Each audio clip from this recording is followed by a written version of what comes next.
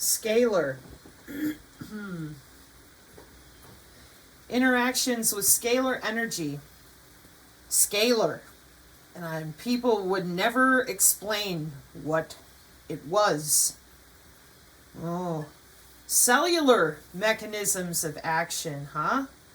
Recent direct experimental data as well as sophisticated computer-enhanced mathematical analyses of pre-existing data, like data sets, has revealed the predominance of non-linear processes.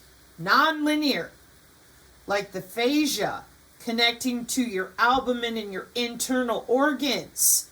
Non-linear processes of your central nervous system, your body's bioelectricity. Non-linear processes in biological systems. These new findings are a dramatic departure from traditional theories which indicate that biochemical reactions are at or near a state of equilibrium and that cells function in a linear, dispersive, and degenerative manner. Electrochemical oscillations between membrane-bound lipids near NEAR phase transition temperatures have been reanalyzed with the aid of powerful computers and shown to be most accurately described by nonlinear quantum mechanical equations. Similar analyses of coupling, electrical coupling, inductive coupling. Now I'm going to sit back down because when it comes to this coupling, people don't seem to know what you're talking about. So inductive coupling, let's see if I can get it that way, refers to the process of transferring energy from one circuit to another through a shared magnetic field and typically used in low or high frequency radio frequency ID systems. Now you're going to tell me, I don't know what that is. I know, right? Never ever heard of anybody tracking your dog with a chip in its... No, never. Or an RFID reader. You got a tag in you. This is the same thing that you saw people putting into their hands to get into the building.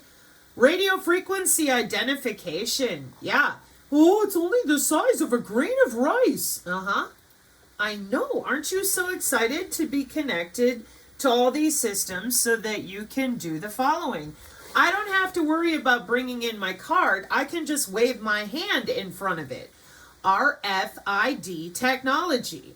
Excuse me. Turn this off. What are they? And how do we use them? How many of you have never once had to use a card to get into your door at the company some more? Welcome to Radio Frequency IDs, Tags, and Responders. They're old. Yeah, they're real old. Yep. So that's inductive coupling. The process of transferring energy from one circuit to another through a shared magnetic field. Shared. Now, there's two things here that I wish to highlight.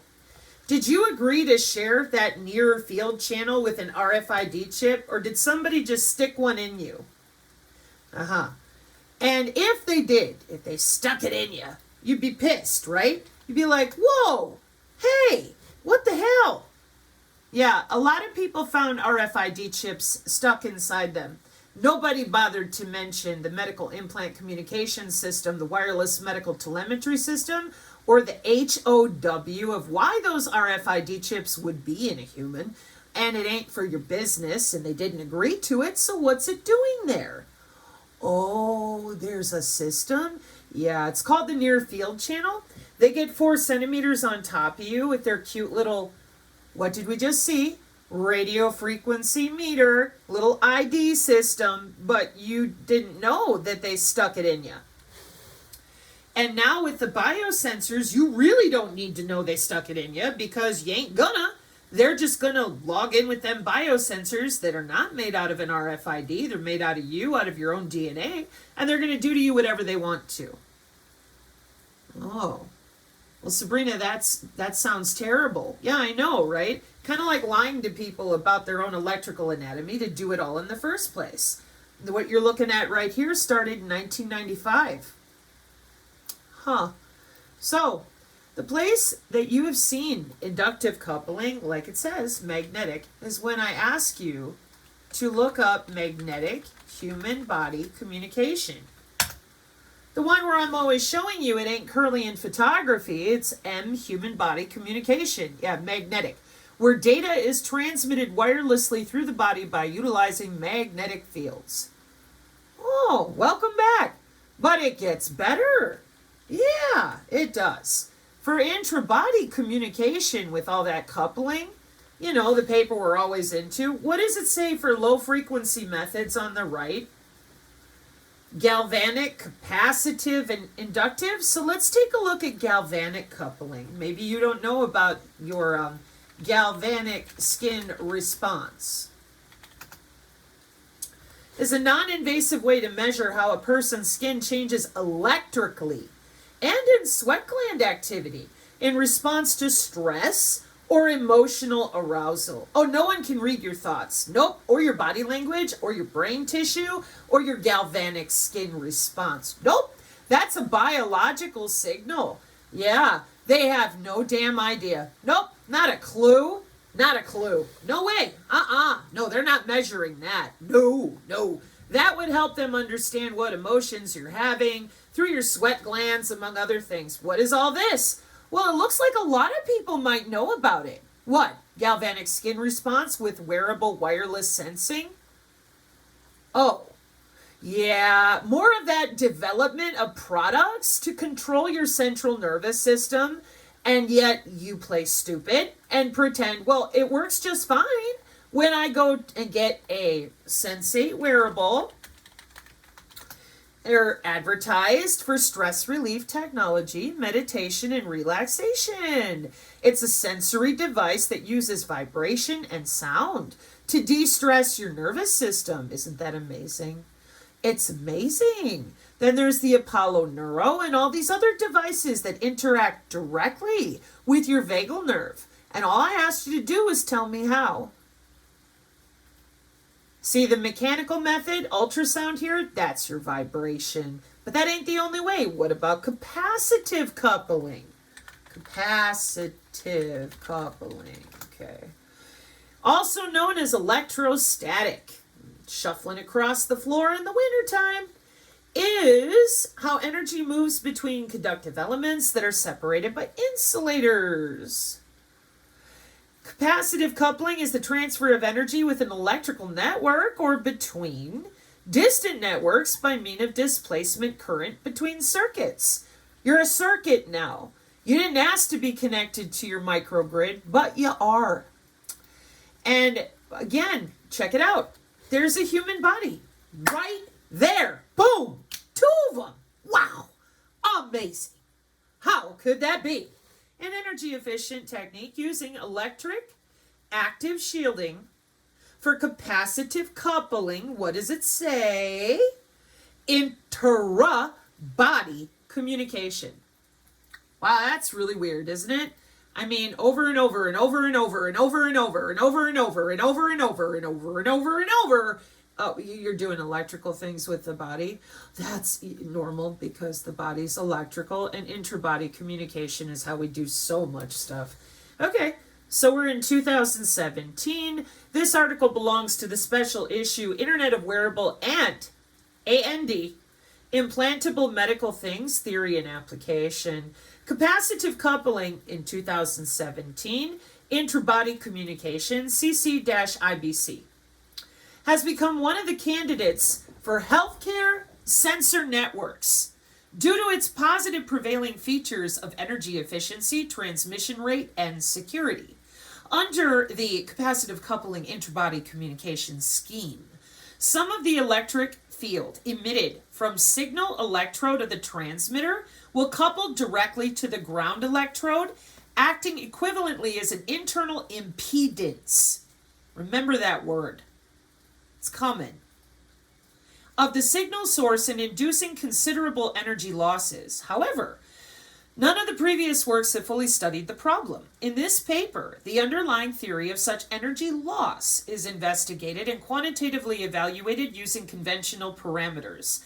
Accordingly, a method of electric active shielding is proposed to reduce the displacement current across that signal electrode and ground, leading to less power loss. Remember, they have to power these internal biosensors or wearables or whatever. The majority of the energy is coming from you. Whatever energy they have to supplement is still a loss. They want things to be as energy conservative as possible. All right? In addition, the variation of such loss in regard to frequency range and positions on human body was also considered. The theory was validated by finite element method simulation and experimental measurement. The prototype result shows that the receiving power has been improved by approximately 5.5 dBm, while the total power consumption is maximally 9, I believe it's milliwatts, less using the proposed technique, providing an energy efficient option in physical layer. There's your computer networking reference for wearable and implantable healthcare sensor networks. Keywords: intrabody sensor networks, capacitive coupling, electric active shielding, energy efficiency, finite element method. Introduction. Intrabody communication provides an appealing wireless connection of wearable and implantable biomedical sensors for ubiquitous, meaning anywhere, anytime, anyhow, ubiquitous monitoring of the patient's physiological parameters. Now, physiological means your heartbeat, your breath, your gait, your respiration. Not you're farting, you're wishing, you're dreaming, and clicking your heels, pretending biosensors don't exist, that what I'm reading you is from a conspiracy blog instead of the MDPI, and then pretending you're going to jump timelines, you're going to pray away the biosensors, you're going to cleanse out your own DNA, you're going to uninstall your veins and arteries. I mean, I think it's time to just deal with what you're reading, right? What does it say? Next sentence. Due to its energy efficiency and security features, intra-body communication was selected as a physical layer candidate in the IEEE 802.15.6 Wireless Body Area Network Standard. Intra-body communication, which uses body tissue as the signal transmission medium. Did you already forget what a transmission medium is? You might, because, we're not supposed to be using our bodies as our internet connectivity. Well, you're not. Somebody else is. And did they mention that you don't get to know about that? Call the person. They'll just call you nuts if they don't arrest you, throw you into 3 days of lockup with a psych ward, drug the shit out of you, and then tell you open your mouth again. Do you want to go back? No. Then shut up. And it's over. All right. So, what is a signal transmission medium? Let's just go with transmission medium. Okay? A transmission medium is a physical path. So are you physical? Is your body physical? Yeah. Okay. Did you know that in computer networking we have a physical layer to identify where we actually plug in the media? Like, what is the hard power media that we're dealing with? There we are. Number 1, the physical layer. Media, signal, binary transmission, right? Yeah. And do you notice you're not a wire? Last time you went and looked in the mirror, did you see an RJ45 cable, or did you see a human body with arms and legs, meaning you? Right. So this is why it's so important to tell people the truth, that you're using their body as your transmission medium, which is a system or substance that can mediate the propagation of signals for the purposes of telecommunication. And those would be your biosignals, Google fingers, and those biological signals are what they're watching. Yeah, for intra-body communication, cybersecurity layer 1, inside and under your skin. Isn't that amazing? is generally divided into two categories, galvanic and capacitive coupling. Galvanic uses electrodes in direct contact with the skin of the subject, whereas the signal electrode, 2017, remember they're testing before they do a wearable, that's what it says. Whereas the signal electrode of the capacitive coupling can be either attached to the skin directly or separated by clothes or insulators from the skin. In addition, capacitive coupling has a higher gain and relatively higher frequency range of operation between 1 and 100 megahertz, which enables higher data transmission rates and less power consumption than the galvanic coupling method. As a result, capacitive coupling has been one of the most active research topics in the intra-body communication field. Oh, it has a field. Well, of course it does. Somebody should go tell the academics. Okay, mainly focusing on channel modeling, measurement, physical principle analysis, and prototype development to date. Now, what is all this for? The conventional electric field model, the circuit model of capacitive coupling for intra-body communication. So this is where you go grab that radio frequency engineer and you put a vice on his nutsack until he agrees to explain this to you like a human instead of a rapist. What are you doing to the human body here? We're trying to do... No. What are you doing to the human body here without a wearable? Well, that's the taxonomy of intra-body communications. This article discusses for the first time holistically the applicability of these non-traditional communication methodologies to the complex and challenging nervous system. Interesting works in the past presented engineered solutions for nervous system applications. However, their biomedical engineering view is different from the communication perspective presented here, since they mainly focus on brain-machine interfaces, exoskeletons, and neuroprosthetics. Differently, we focus on solutions that specifically exploit wireless communication technologies inside the human body for the nervous system applications. To this purpose, speculative studies on neural communication in the context of molecular communications were conducted, which provide great insight into the realm of nervous system knowledge. These works leverage information communication technologies. Golly gee willikers, synergists. Where do we know ICT from besides the Agenda 2030 goals? That's the new Ascension City. Yeah, you're going to the 5G, not the 5D. They lied to you. Have you noticed they're really good at it? Like they call things all these different names that sound really pretty. And they're like, yeah, you're going to an Ascension City, a Liberty City. And it's going to have advanced information and communications technologies. Let's read together. Let's just try, okay? You're so excited. You're going to ascend. Are you now? You're going to ascend by adhesing your body with AI. They're already under your skin. You don't want to know that, so you're just going to do what you're told, right? I don't have any choice. Yes, you do. You're a human. You have a choice right now to learn, discern, and not burn. So let's read what your 5D city really is.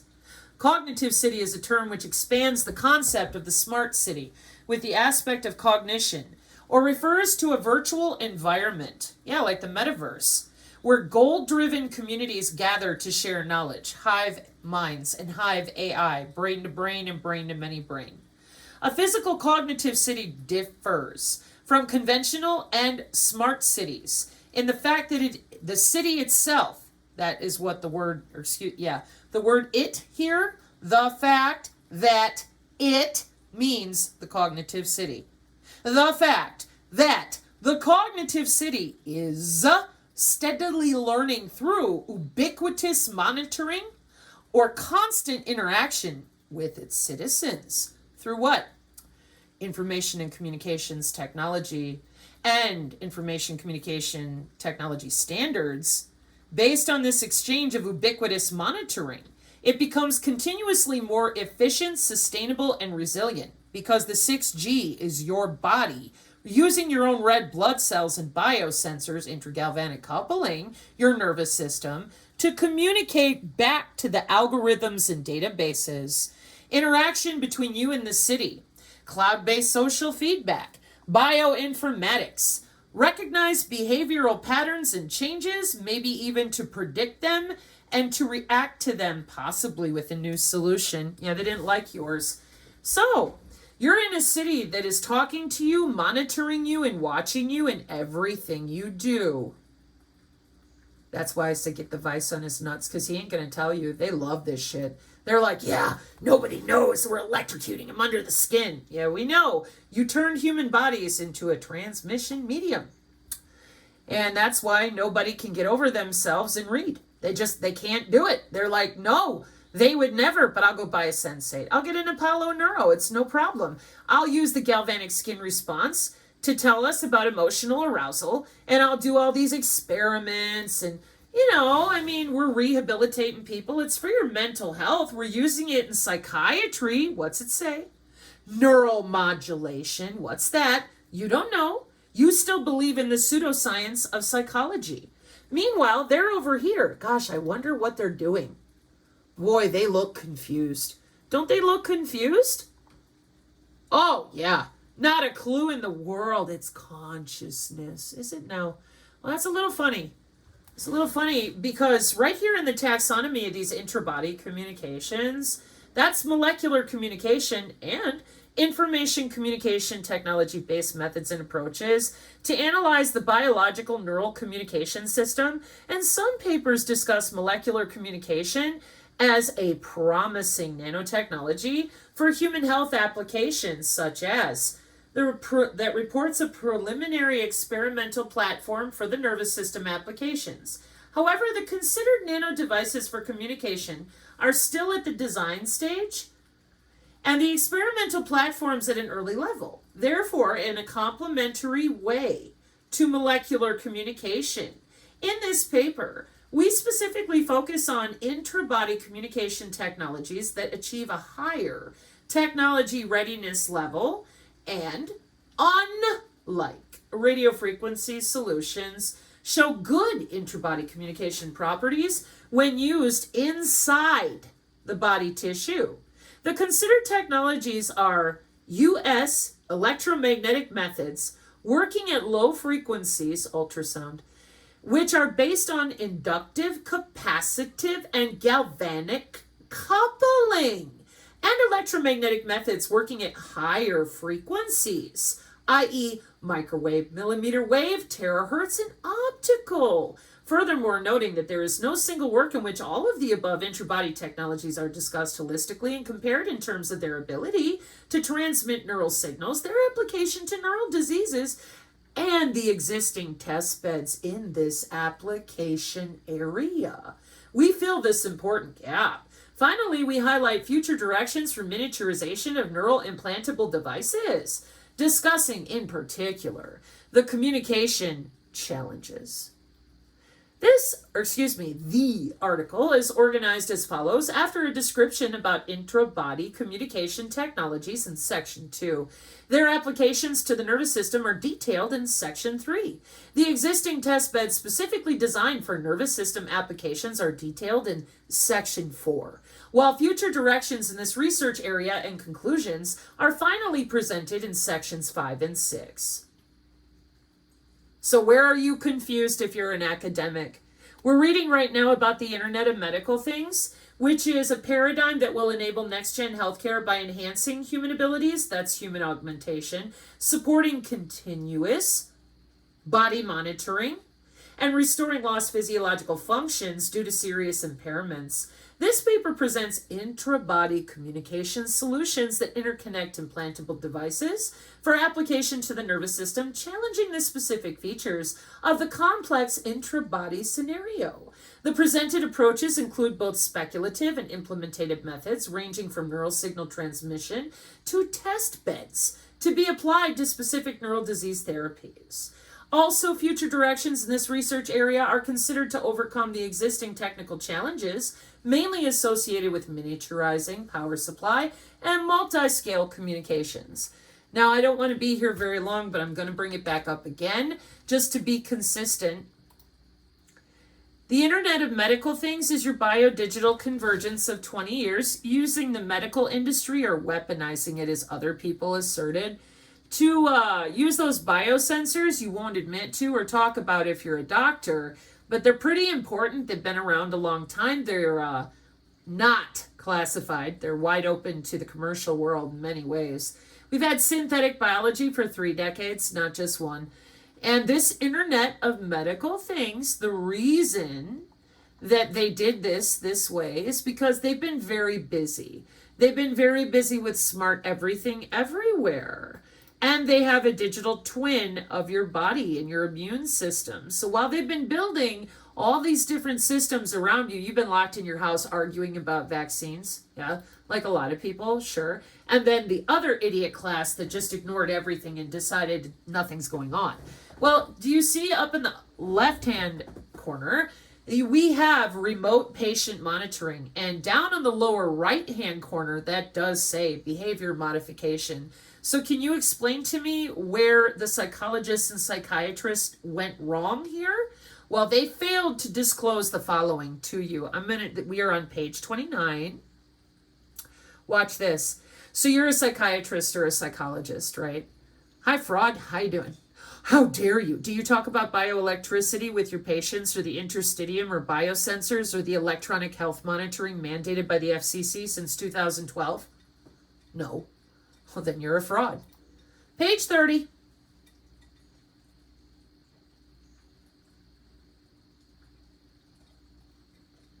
Am I supposed to say read it and weep? How about read it and admit it? That'd be great. This has been going on since 1995. Yeah? Well, so anyways, this is what they did. They tethered people to the cloud. They fill you with sensors. And they start logging in and out of those sensors. They sold them to companies. In 2019, the JATS and Command and Control with the Pentagon was talking about all the different insurance company logins, etc., that they have as DoD vendors to log right under your skin, look through you, and add it to their analytics or their data sets. Your body was sold. And that's before even getting into those of you who took your biocyber interface to be turned into something other than human. That's terrible. I'm sorry. But when you lie to people about vaccines, and are you reading in front of your nose? Yeah, this is the Internet of Things, and you're on the same cloud that everything is, because a hospital is an industrial facility testing all these different remote biomedical patient monitoring systems that y'all should be used to. When the nurse walks in, she's got a little wireless cart. Yeah, is your iPad wireless? How about your laptop? What about your phone? Yeah, but what about your bone? Oh. So the Internet of Medical Things is the network of medical devices, hardware, and infrastructure and software apps. Yeah, used to connect healthcare information and tech. But what they left out is that they're not waiting on your Fitbit, your Oura Ring, your sweat wearable, or any of it. They have monitoring, and it's 24/7. Because it's smarter. There's the sensors again. Are you ever going to tell people about the sensors under their skin? Probably not. You already have them. They have no idea. They think that this is all sci-fi. Well, I'll tell you, that's some terrible sci-fi right there. Just awful. What do we see? Black Mirror, the Matrix movie, and a combination of Jurassic Park and Lord knows what else. Because that DT, Digitwin, is being based on measurements that create an evolving profile of an entity or system. Yeah, that would be you with your Digitwin. Now, this is pretty important because there's your biosensors with microfluidics, and what, again, do we have going on? Oh, cyborgs. Yeah, it's called human augmentation. When you read their official document, they tell you as a nation, we don't want your opinion. We're going to deliver you a novel vaccine. It's already in the pipeline to augment you because everybody wants increased attractiveness, optimized diet, and to live forever. Extended aging. And ubiquitous and continual monitoring is right there on the bottom right. And above it, we are in Section 3, Good Health and Well-Being of the Agenda 2030 Goals. And 2040, C40 cities. That would be the cognitive city. Now, why did I drag you back here? Because I just don't think, even though I've shown it to people over and over and over and over and over and over and over, that they actually read the paper. I think that they love to just get stuck on certain phrases instead of read it. It's intra-body communication, yes. And that magnetic human body communication is part of all that, yeah. And why would that be? Well, we use inductive coupling, which is the process of transferring energy from one circuit to another through a shared magnetic field that we normally use for those very old key card systems that everybody knows about, called RFID. Only now, we don't need that. We didn't need it back then as much either, because we're using your body as the transmission medium. Did you forget that part already?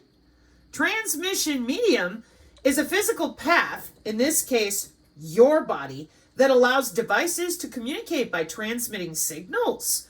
Transmission media can be solid, liquid, gas, or plasma. Wow! And each medium has advantages and disadvantages. Yeah. The best medium depends on the communication system's purpose and desired results, right? And a transmission medium is a system or substance that can mediate the propagation of signals for the purpose of telecommunications. That's why I always make the joke about wanting a refund for my internet service. And the reason they're doing it is because you're going to the Jasara Nasara 5G Cognitive C40 City for the sustainability goals of the United Nations, the International Electrotechnical Commission, and the IEC. That's who I just mentioned. That's where we're looking with, again, they're the ones making the decisions as the wireless of the world with the IEC and the ITU, the International Telecommunications Union, and every single one of you continues to sit there and let people get electrocuted under their skin. Tell them they're crazy and stupid. Biosensors aren't real. They can buy some snake oil and escape. 60 years of Lockheed, Northrop Grumman, and all the rest of electronic warfare. That was the whole point of bringing you here. And I said, this is what I have you do, right? How does electromagnetic warfare work? And I point out over and over 60 years of electronic warfare. Okay. And the reason I'm doing that is because for those of you that still don't get it, this is an update to our network-centric warfare military doctrine. So for you to sit there and ignore drone warfare, electronic warfare, electromagnetic warfare, it's been out there for 60 years. Biosensors have been out there for 60 years and have no problem. So if I were in your shoes and I recognize, wait a minute. So yeah, I know electronic warfare, Lockheed, Northrop Grumman and all that, but it uses radio wave, microwave, millimeter wave, infrared, and visible light. Oh, she sure does, but now she's under your skin. And that's why I said it is disgusting to not tell people you're using their body to transmit all these signals in media. It's even more disgusting to be a physician or an academic and claim that you are illiterate, so you're unable to admit to things like neuromodulation, neural signal transmission over tissues. Then what we do is we lie some more and we go, oh, but that's impossible. I am very disappointed that the rest of you couldn't pull this paper right here, take a look at the Medical Implant Communications Service and be like, how long has that been around? It's the Medical Radio Communications Service is a specification and communication spectrum created for and set aside by the United States Federal Communications Commission for the communication needs of diagnostic and therapeutic medical implants and those body-worn intra-body communication devices we were just reading about at MDPI in 2017. So then we look here and go, oh, okay, 2017, the FCC talking about med radio spectrum, cool. I come down here to the Wikipedia, or I can look at Science Direct, either way, and I'm going to get the same answer. How long have you been doing this? 1999 and 2000. Boy, that's really familiar. Yep, sure is. That's because it's the Near Field Channel. Why is any of this important? I don't think people quite get it yet that they're using your body. You don't need a card. You don't need a chip in your head or your hand. They're just using your body's actual and active magnetic and electric fields. That's why we are always going over and over again here to magnetic human body communication, where it tells you all this in multiple papers that we've been over many, many times, because that's how it works. They're not filling you with a bunch of RFID chips. They don't need to. They use human body communication. Your body's electrical, so they're using you, your blood, your tissue, to make those biosensors communicate to their algorithms and databases. All right. So now that we've established all of that, okay, we're going to go into implantable multi-analyte sensors for the continuous monitoring of body chemistries. Looks like 2012. Where are we? University of California, San Francisco. That's what it says. It says December 2012 to June 2016. Sponsor, Prof USA Corporation. They were at the HDIC with the DoD. Unique tissue-like sensing biomaterials directly measure metabolites, electrolytes, and other health markers to enable wireless continuous monitoring of a myriad of health conditions.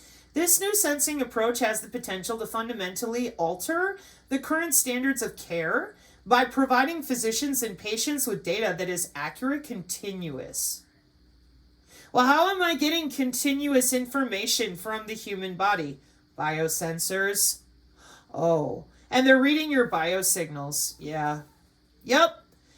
Continuous and convenient, and that enables proactive, low-cost, precision AI healthcare.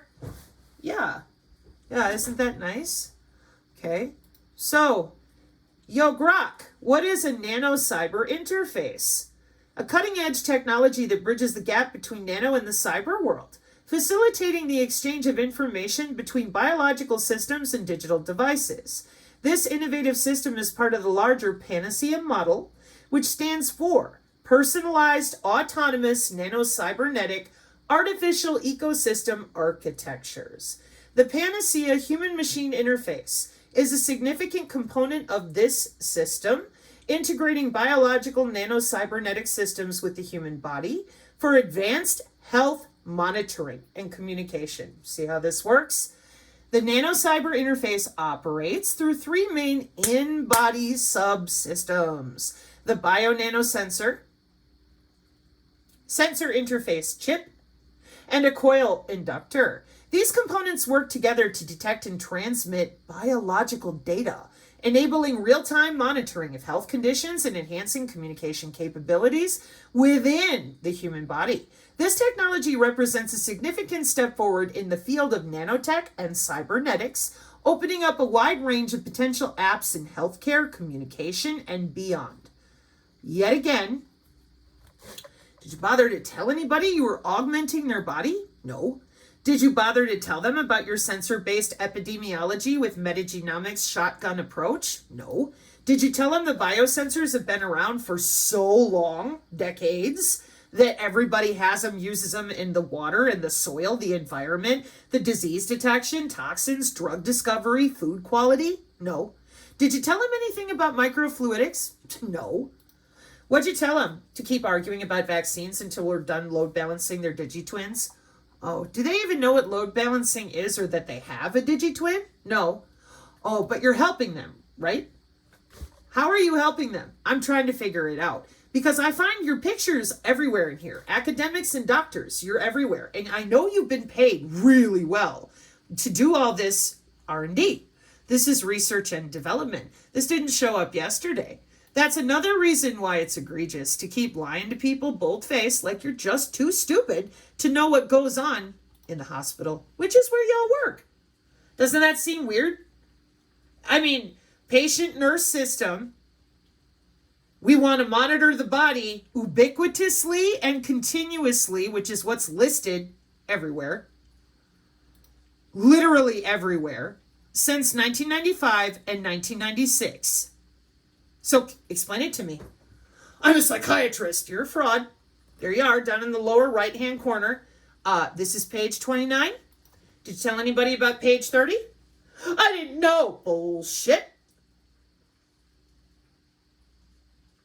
It's called the Diagnostic Statistical Manual of Databases for Electronic Health and Disease Monitoring. You're full of shit. So can you tell me what good it does to not tell people about this today? I don't care what your reasons were 100 years ago, 5 years ago, whatever. Don't you think they should know about the new biocyber interface they jammed in their arm for national security? They were told if they didn't do it, that they would not be able to travel and work. But everything you see on the right-hand side, they can measure from outside of your body with a remote, and you got nothing to say about it. It's national security. Amazing. Now, there's a reason I'm extending this a little bit, because I want to make sure this time we actually understand each other, okay? If you don't tell people what they've already done, how are you going to be prepared for what they're doing? Because we're still in a position, oh good, you are still here, where when I come in here with nanotechnology and combat casualty care over 2 years ago now with the Department of Defense, okay, hang on a second, there you go.